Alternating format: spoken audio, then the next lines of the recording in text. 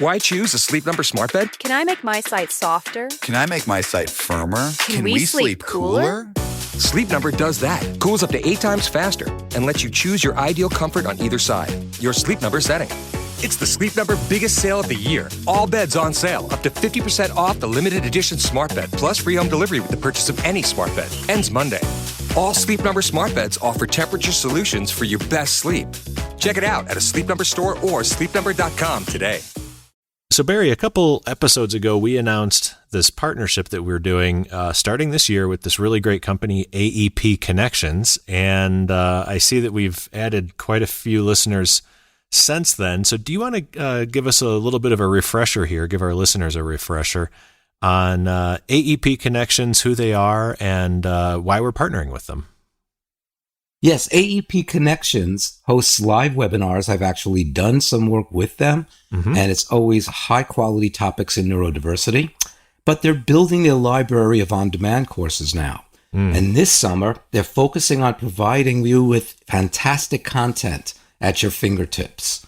They have courses designed specifically for on-demand with many speakers on many important topics. However, many of their live presentations from this spring are also being made available for on-demand, so you can access them now. If you aren't able to see the courses live, be sure to check them out over the summer.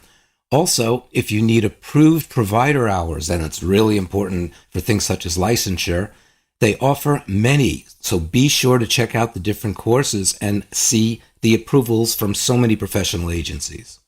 Absolutely. I know, from Kristen's point of view, I always was hearing about, I'm as an SLP, I need more hours. I need more, professional development. And it's great. It's good to be on top of your craft in that way. So if anybody's looking for some discounts on professional development, AEP Connections, they actually have a few options. So they've got bundled packages, which will, save you money, but also by being a friend of Uniquely Human, the podcast, and AEP Connections, they are extending an additional discount code. So you can save an additional 10% on this offering just by entering the promo code UH10. That's UH10 in your checkout cart. Any topics that we should be aware of, Barry, that you're doing, for instance, that I should be signing up for? Sure, yeah. And then we're talking about Gestalt language processing. We talk about neurodiversity and issues related to that, but there are many other speakers as well. And it's a real cool perk that you get the 10% discount if you put UH10 or UH10 in your checkout cart. Check them out. Awesome. The primary purpose of Uniquely Human, the podcast, is to educate and inform. The views expressed during all episodes are solely those of the individuals involved and do not constitute educational or medical advice. Listeners should consult with professionals familiar with each individual or family for specific guidance. Uniquely Human, the podcast, is produced by Elevated Studio. Music is graciously provided by Matt Savage of Savage Records.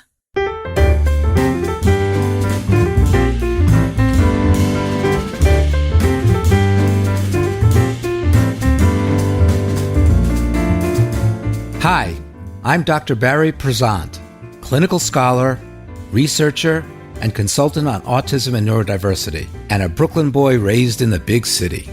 And I'm Dave. I'm none of those things, and I grew up on a farm in Illinois. But being on the spectrum myself, I have plenty of personal insight to lend. And this is Uniquely Human, the podcast, a show that illuminates and celebrates autism and neurodiversity.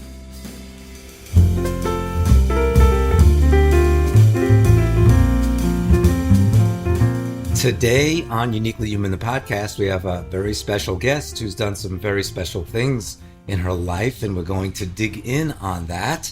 And so welcome Rachelle Vartanian to our podcast. Thank you. Thank you for having me. It is our pleasure. So a little bit about Rachelle, actually a lot that we're going to dig in on. Rachelle Vartanian is the founder and president of Living and Learning Enrichment Center, a nonprofit organization in Michigan that provides a broad range of resources and support services to individuals with disabilities and their families across 12 Southeast Michigan counties. Mm-hmm. That's a lot of acreage there. My goodness. Yeah. Since 2015, the agency has partnered with more than 100 area businesses and organizations to provide access to inclusive employment skill building opportunities and meaningful job placement support. Rachelle's oversight includes the organization's clinical intervention services, social and life skill building programs, a social enterprise artist market, a 12-acre agricultural micro-business homestead, and parent caregiver support initiatives. In 2024, all of these achievements were recognized, and the Living and Learning Enrichment Center received the Dr. Dawn Gallup Honor from the Michigan Council of Exceptional Children. And Rachelle herself, this past year, was proudly named the City of Norville Citizen of the Year. Wow, that's fabulous. Yeah. And was appointed by Governor Whitmer, who we all love, to serve on the Michigan Autism Council. What else could we say? Dave, any comments on that? Is there anything you haven't done? Yeah. Do you play the piano? No, I don't. And I was going to say, so you are the one human who's figured out a way to have 48 hours for every day, right? Seriously, Yeah. I'm starting to feel, as you were reading through the credentials, it's like I started to feel worse and worse about myself. Oh my God, don't stop. Man, I don't do anything. No. But I think a special part of your story is that your journey began as a parent. Mm-hmm. And we know many parents who tell their stories of their whole life changing. And the way your life has changed has just been amazing. So tell us a little bit about your journey leading to this level of advocacy and the development of a phenomenal center. Oh, thank you. Right. So before this life, I was a special ed teacher for 20 years. Right. But I worked with kids that had severe behavioral issues. So right out of college, I worked at a lockup facility for adjudicated youth, and that was my passion. I mean, I was on board. I went back on a master's in ed psych because I wanted to help women prisoners reunite with their kids. But God had a different plan for me. My youngest son was diagnosed with what they then called Asperger's syndrome. And it's what he prefers to be labeled as, I guess. He doesn't like autism 1 or level 1. He says that Asperger's is, he identifies, I guess, more with it. But Yes. when he was younger, I mean, I could see some things were a little different, a little harder for him. And when he was diagnosed, I'd never heard the word Asperger's. Here I'm a special ed teacher, and I've never heard this word. And of course, as I'm learning more about it, I'm, as a parent, freaking out, thinking, "Oh my God, this is going to be a hard journey." And what ended up happening right around then is I was transferred to a high school, still working with that same population of people, but they didn't know what to do with the people with higher functioning autism, so they were putting them in my classroom, and it was so inappropriate. Our kids are quirky sometimes, and they're walking targets to be bullied. And now they're in a classroom with kids with severe behavioral issues. And what went on was I kept thinking, my son's never going to survive this. If this is his road and, where he's going to end up, there's no way he'll be able to survive this. So I decided, okay, I'm going to go back to school and get a second master's in autism so I can, the best I can, advocate for him and know as much as I can about this. And I'm plucking away at these classes. I got divorced, and I'm teaching full time. I'm trying to raise my boys. And during this time, my other son, was exact opposite. I mean, he was, president of this. Every girl loved him. He's invited to everything. And then my son with Asperger's is seeing this. And it was just such a painful, right? And so I started a program where every Sunday I rented a room out of the library, and I just, said it's going to be a friendship class or whatever. And my goal was to help them have friendships with each other, invite each other to their birthdays and go out on social outings with them. And it grew. And I started thinking to myself, I can keep doing what I'm doing right now. I know that when my son gets done with school, he's going to be like every student I worked with whose parent is now telling me years later that they're they're in the basement living, playing video games. And I don't have a lot of family. And I kept thinking, if I die, he's going to be homeless. So I took a really big leap of faith. Thank God it worked. I quit my job and I had a beautiful home my ex-husband and I had built, and I sold it and I moved us into a home I was so ashamed of. But with the money, I was able to start living and learning. Now it's 10 years later, it's this great story that we survived this and look what happened. But at the time, no one knew that this was what was going on. But I opened the doors in 2015 and I just kind of did the same thing. I wanted a program. Well, again, I'm going into it because I got to figure this out, what's going to happen when I die. But to start, I did a Friday night hangout where it was the same thing as the library classes where we're making friends, we're eating pizza, we're going out, helping them form relationships. And that grew. And then added a Saturday night, I started asking them, like, what do you love to do? I love Dungeons and Dragons. I formed a Dungeons and Dragons club. I love bird watching. I formed a bird watching club. Oh, wow. Comic-Con. That's what I did. And it just kind of grew. And then I'm looking at them, and it was always for young adults, teens and adults. And I started thinking, okay, whatever this looks like for this independent living piece, I have to help them work. So, the spectrum is wide. So I had some people that were ready for jobs, and it was just me. So running around trying to help and support them get jobs. And then I had an even bigger population of people that needed maybe more vocational support to get them into jobs. So I started that, and we just started growing, and now it's 10 years later, so yeah. But it started with a need, your observation, and your conviction to the idea. Like you said, that was not a house you wanted to move into. No. But when you look at it and you say, okay, priorities here, what are my priorities for my family? Yeah. And what do I know I can roll up my sleeves and do right now? Yeah, and fear. Like I said, I don't have a lot of family, and I just kept thinking, and I didn't want and I hate saying burden, but I didn't want it on my other son either. It's like I want you both to have great lives, and so and at that point too, I didn't know he's a lot like he drives now. My son, he's 24. He drives. He's got a full-time job.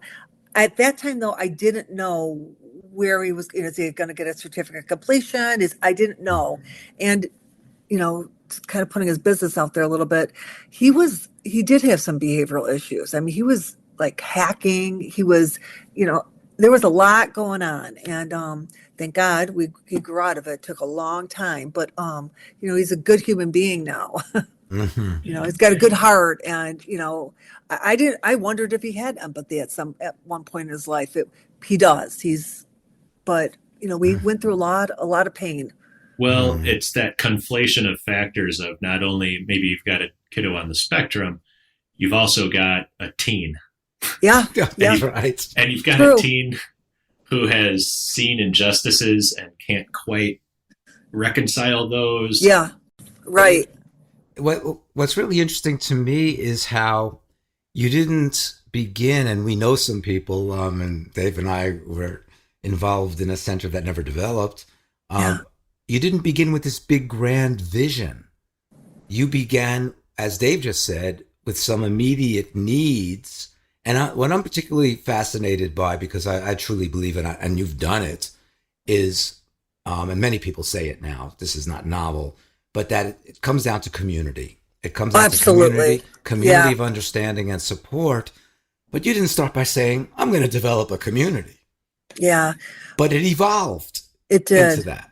It did. And the one thing I kept thinking is, it might not be this generation, but as much as I was doing for these young people, it was also going to help the community. I kept thinking that the more I push this in their face, you know what I mean? Like the more comfortable, more accepting, and pretty much all of us know someone that has autism, right? And so I'm knowing at this time it's becoming more prevalent.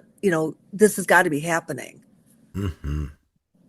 I mean, that's That's absolutely amazing. No, thanks. And I mean, we could probably, or you could probably write a book on the specifics of how it developed.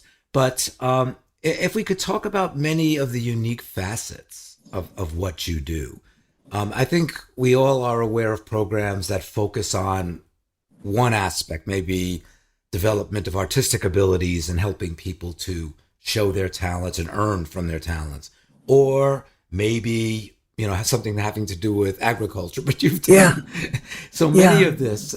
So I'm going to begin with kind of an interesting little question here. What are you most proud of in terms of the services that you provide? Oh God, that's such a good question. Because we do a lot here. You know what I'm most proud of is the relationships that they have with each other now and with us too. I mean, I saw the loneliness, I saw the isolation, and I worked really hard, even with the people that work here, to make the culture here such a great place. And I think out of everything, the people that work here are happy, the community's happy, the families are happy, and the people that come here, I don't know where we came up with this, that like they get the least. When I taught special education, it was always you're in the back of the building. No one wants these tables, take them. I really worked hard to try to change that. We're in a place, I mean, you have to come see this. It's like Camelot here. We are on 14 acres. It is absolute. We've had like 10 weddings on this property. It is beautiful. And that's what I want people to, change that perception. They are our most vulnerable people. They deserve the best. The most. Wow. And, and I'm in the city we're in. I mean, it's one of the most beautiful cities in Michigan. It was a miracle that this all happened. But I know when I'm giving families tours, like they're like, oh my God, we have alpacas and chickens and bunnies, and we have a bee farm and a farmer's market. It's like, this is how it should be everywhere. Where are you in Michigan, by the way? I'm literally on the border of Northville and Novi.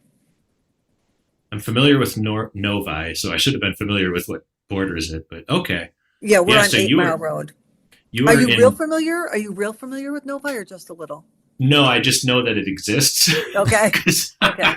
But I spent a lot of time more on the southwest side of Michigan, and the whole state is gorgeous, from Traverse City to Detroit to the west. Yeah. So I think what you're describing is an amazing setting where people can not only be who they are, be with community, but be in nature. Yeah. Yes. It is. I honestly, we got a unicorn here. We are, like I said, 14 acres of this pristine property, but we're in the heart of the city. So everything's walkable, the little stores everywhere, coffee shops, which is one of the biggest things I want to, because most of my people don't drive, and so this it's perfect. That's great. Yeah. Dave, we're going to have to visit, I think. You have to visit, yeah. I earned my degree online at Arizona State University. I chose to get my degree at ASU because I knew that I'd get a quality education, they were recognized for excellence, and that I would be prepared for the workforce upon graduating.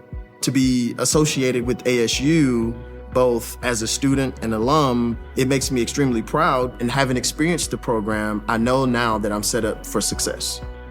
Learn more at asuonline.asu.edu. Yes, Mr. Gecko, you're a huge inspiration to us all. But who was your muse? Oh, my dear old Nan. She imparted many wise words to me. She would say, never let the fame get to your head, always remember who you are, and let people get more than just savings with Geico's fast and friendly claim support. I lived up to her advice, and now anyone can file a claim anywhere and anytime. I miss her so much. Did she go somewhere? Yeah, extended quilting trip. Ah. Get more than just savings. Get more with Geico. Something you said, I think, really needs to be a meme or a quote that goes out there. It says something like, too often we are offered the least, but we deserve the best. Yeah. Yeah. Yeah. It's so true. And that's a tall order. But you realize that. The other thing I loved what you just said was you're most proud of the relationships. Yeah. Whereas I was trying to steer you towards which program, but the relationships circumvent all of your programs. Yeah, it does. I mean, to be happy, right? I mean, I can get you a job. Does that going to make you happy? You have to be able to have relationships with people. Wow. And so, okay, yeah, employment's important, but employment and being happy in employment, is above that. Yeah. Well, yeah. And not only that, but this might sound a little more on the cynical side, but just having the ability to cultivate and find meaning in relationships that maybe you don't even choose only helps you in the workplace. So, yes. I mean, a workplace setting is, guess what? You're going to be working with this team. It's like, I didn't pick them, but okay. And your quality of life, if you're spending 8 hours with people every day in close proximity and under different stakes with them, you develop these relationships. Exactly. This this little program that I started for jobs, right? It's grown so much. We now have a job development where all we do is get paying jobs for people. And I want to say they've placed close to 200 people in paying jobs. And what I love about this is that they don't just, oh, here's a cleaning job. They really work hard to, like, what do you love to do? So one of the jobs they got in my son was, I was telling you, computers.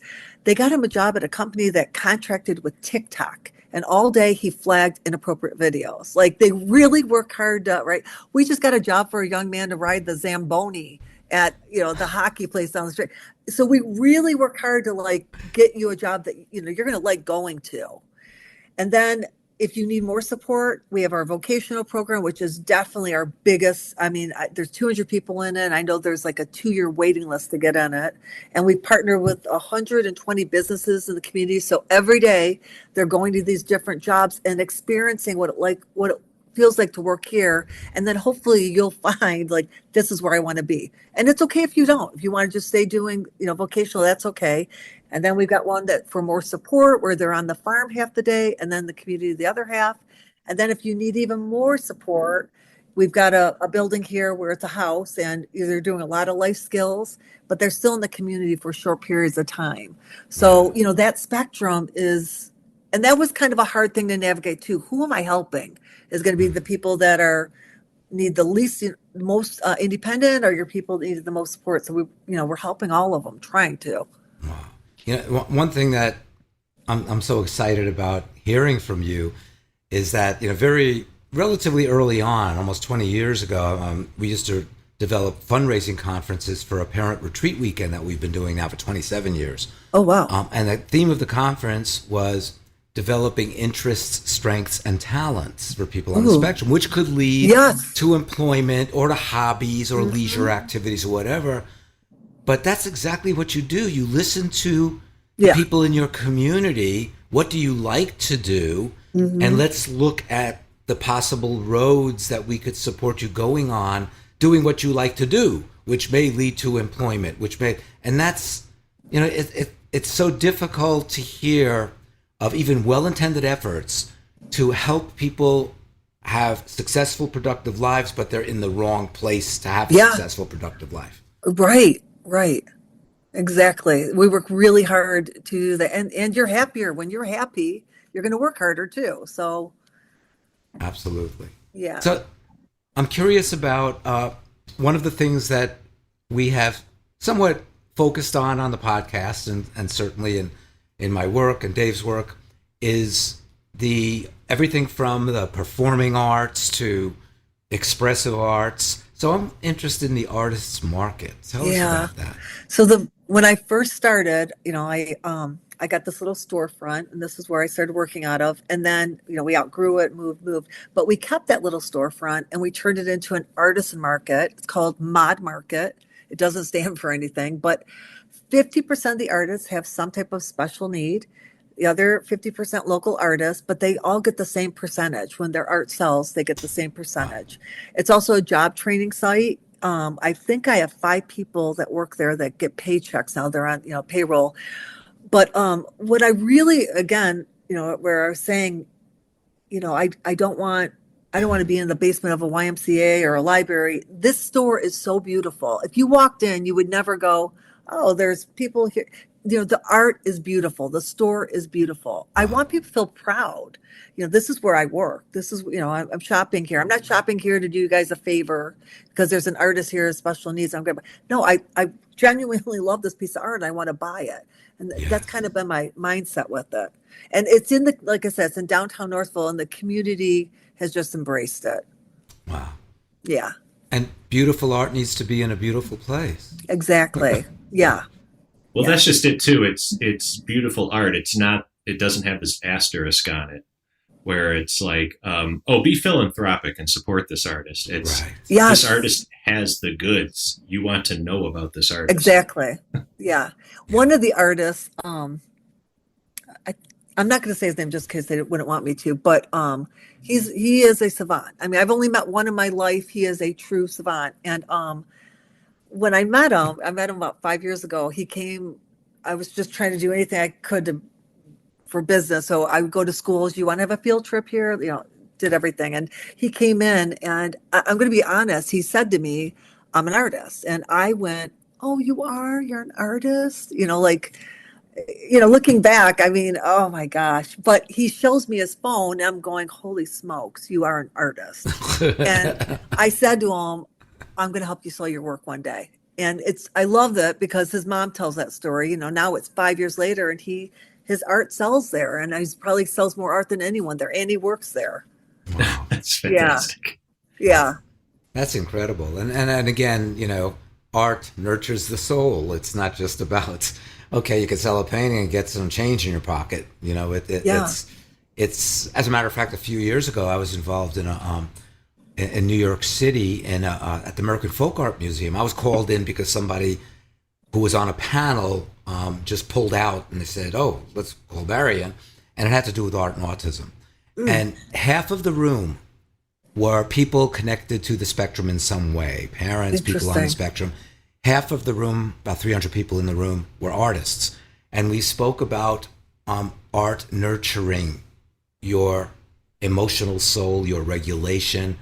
And all the artists who were not on the spectrum or disabled raised their hands and say, it does it for me too. Oh my God, right. Exactly.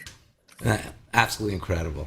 Thank you. And I think Dave's going to be interested in this. If you tell us a little, he grew up on a farm in Illinois. Oh. So how about your agricultural micro business homestead? Tell us about that. Well, I actually stole some of the ideas, which I think that's why I bring people out here all the time. If there's anything I'm doing that you like, let me tell you how I did it. We need to be helping each other. The alpacas is something I stole. I went to a farm in Ohio and they had adults working there that had autism. And I don't even think I'd ever seen an alpaca. And I was asking why alpacas? And they said, well, they're the most gentle animal. They don't bite, they don't jump. And then they brought me into this fiber mill and it was all these adults running these machines, getting a paycheck, and they're making the most expensive yarn you can buy. Wow. So that was my idea. I don't have a fiber mill, but I have, these alpacas and they're awesome. And I send the fiber at this point to Frankenmuth and they send back ugly socks and I sell them. But one day we'll have a fiber mill. We have, chickens. We sell our eggs on the property. We've got bees. We make our own honey. We sell that. We have bunnies. We have, I think it's good for the soul. But with that being said, not everyone likes animals and that's fine too. So we have lots of different things. Well, the thing about agriculture is, like you said, it's not just animals. The value in living kind of an agricultural lifestyle is the process of showing up every day to service something that is bigger than you. Yeah. And whether that's, managing the bees and making sure that there's no parasites or predators or any, health issues with the bees, on a daily basis, or that's just feeding the alpacas or changing the bedding. If you've got beef, changing the straw out and making it clean, just making sure that it gets you out of yourself and what people can do for you. And it puts you into a mode of what are my responsibilities today? And then at the end of the day, you've done them all and you feel good about yourself. And then it's time to relax. It's a pretty good, I would say, structure for a day. You could tell you grew up on a farm. Yeah, that you know, you've got that mindset. And yeah. And we have a garden too. We grow vegetables and beautiful cut flowers when we make bouquets. And we have we're a subscription now, so our members are delivering the flowers. It's pretty cool. Yeah.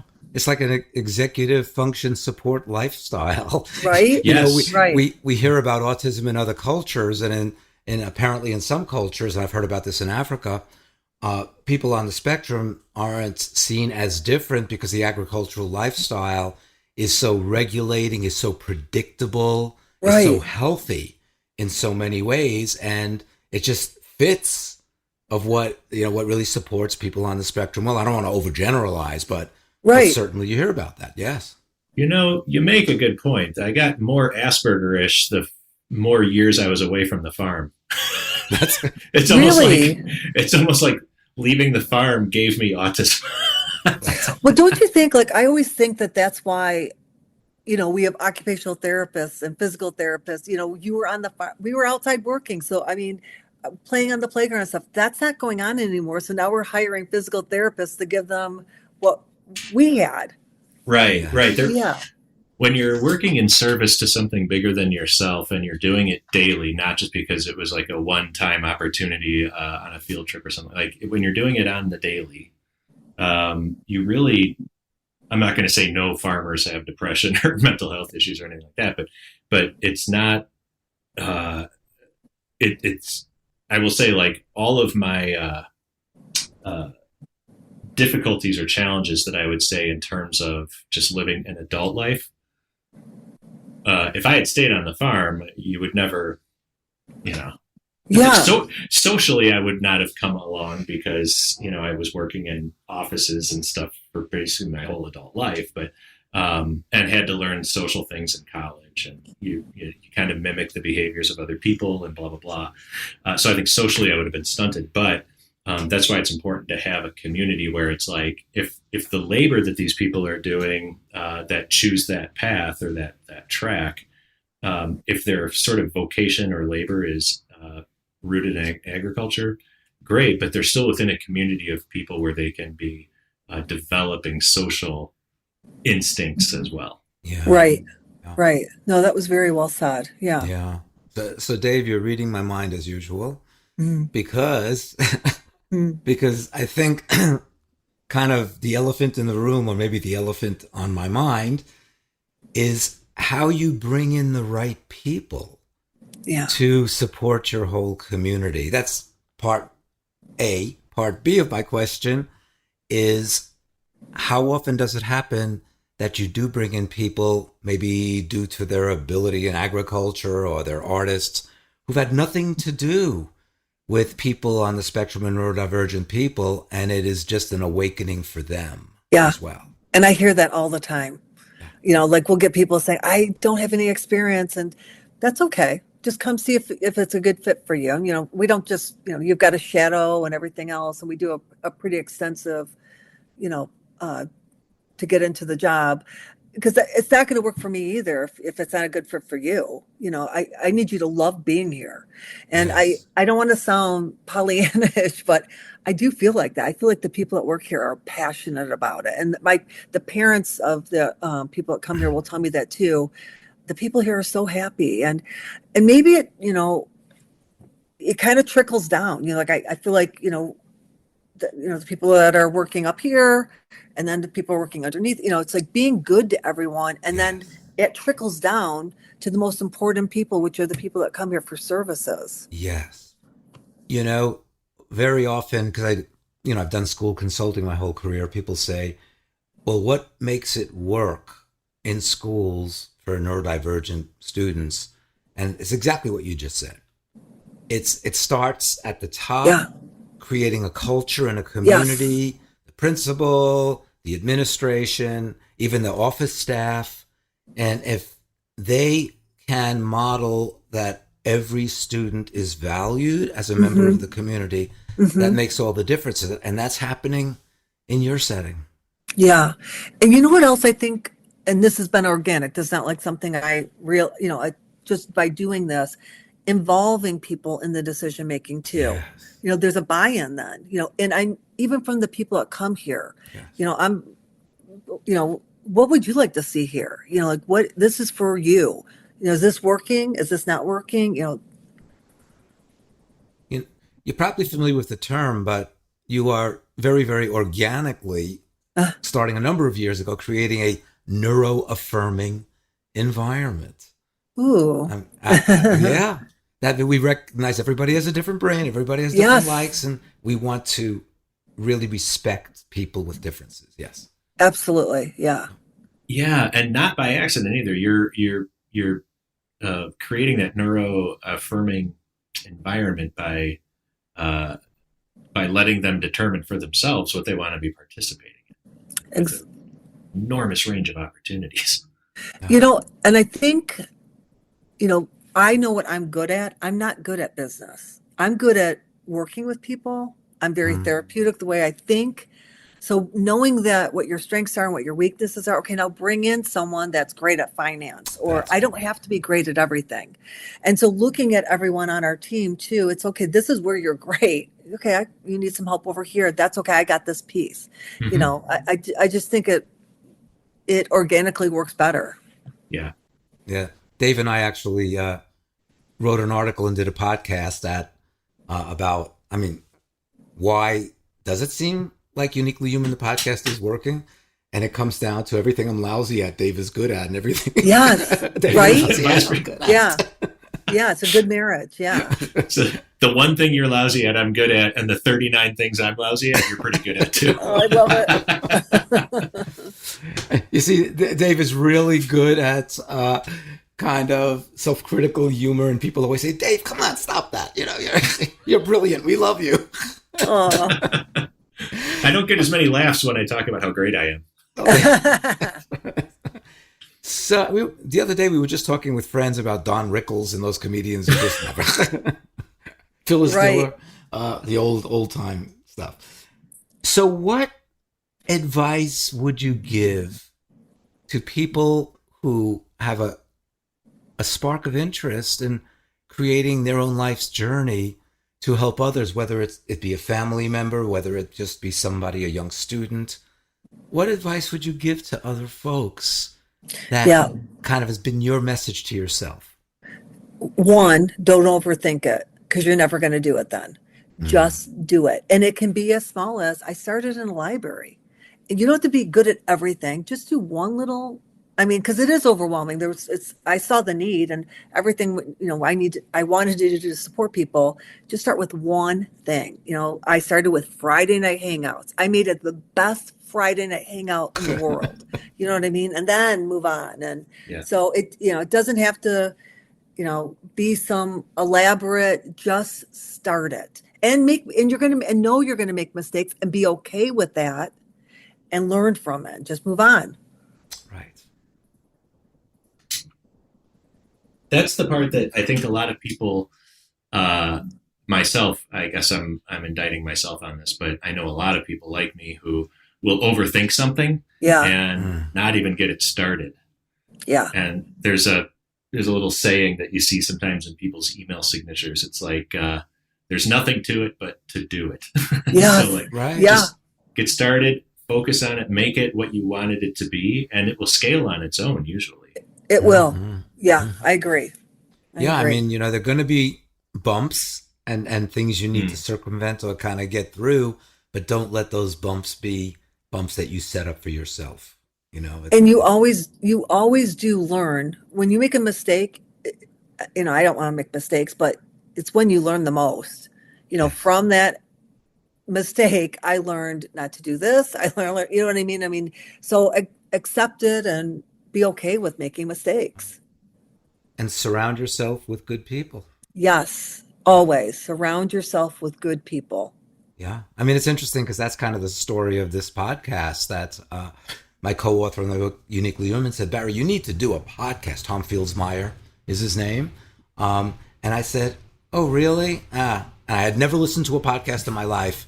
And then I thought, yeah, I guess I could do a podcast. Oh, okay. Dave Finch. Okay, Dave. Do I know any audio engineers? Huh. No, but I mean, your story is, I know so many parents who've done really interesting and sometimes amazing things. And they hate being called inspirational. They say, don't call me an inspiration. Yeah. So you are an inspiration. Thank you. In terms of what you do and everything. I mean, just your mindset. It's a model that other people could emulate in terms of doing things you never thought you could do, but it comes out of compassion and it comes out of observed need. Yeah. I look back, like I said, 10 years ago, it was probably one of the worst times of my life. I was going through a divorce, my son. And I kept thinking, why would God give my son me as a mother? Yeah. If I die, he's gonna be homeless. Like what? But now I get it. Had one of those things, had I not been going through the divorce, had I had more of a family, if I had family that said, we got this, I never would have did this. It was because of all those things. I can see it now 10 years later. Yeah. Yeah. What would you recommend to people who are listening to this right now saying like, I wish I lived 10 minutes from that place. I would figure out a way to, do you recommend people to just roll up their sleeves and create their own version? Do you recommend they try to find something nearby? Like I said, I copied, the alpaca thing. Go to, whatever you're thinking about doing, go to as many different places you can that's doing something similar and learn about like what you like, what you don't like, ask lots of questions. There's people that come here almost daily that are trying to do something and I want to help. It's like so many people help me. So I'm all about how can I help you? And I'll give you my, my business plan even. I mean, this is any way I can help because more of this needs to be happening. And for these good programs to happen, we have to help each other do it. So I would do that. If there's ever a situation where you are able to come visit me, come see what we're doing. I will answer any question you have. I mean, I don't know if there's a better way to do it. I can tell you how I did it, but I want to help people do more of these. Wonderful. Amazing. Rachelle, this has been an absolute delight to learn from you. Oh, thank you. And to hear about how you realized not so much what was this grand vision, but the step-by-step amazing development of what you might, I'm not going to put words in your mouth, you might call your dream that you never realized you had in a way. Maybe. Yeah. Maybe. Yeah. So good luck to you. Good luck to your son. Good luck to your community. And sometime I'd love to get out there and maybe Dave and I could come visit. I would love it. Please, Barry, anytime. I think what we need to do is a live podcast, broadcast from the alpaca farm. And Barry is known, he doesn't like to brag about this, but he is very well known as one of the world's leading alpaca racists. He's a jockey so he rides alpacas in races. Okay. And he's got a mostly winning record. Well, you've got to see ours then. You got to see if they're rideable. I don't know. Yeah. So maybe you could train them to be in that league. Well, one of the adages about the strengths of and wonderful qualities of people with autism is that they always tell the truth and they don't lie. Yeah.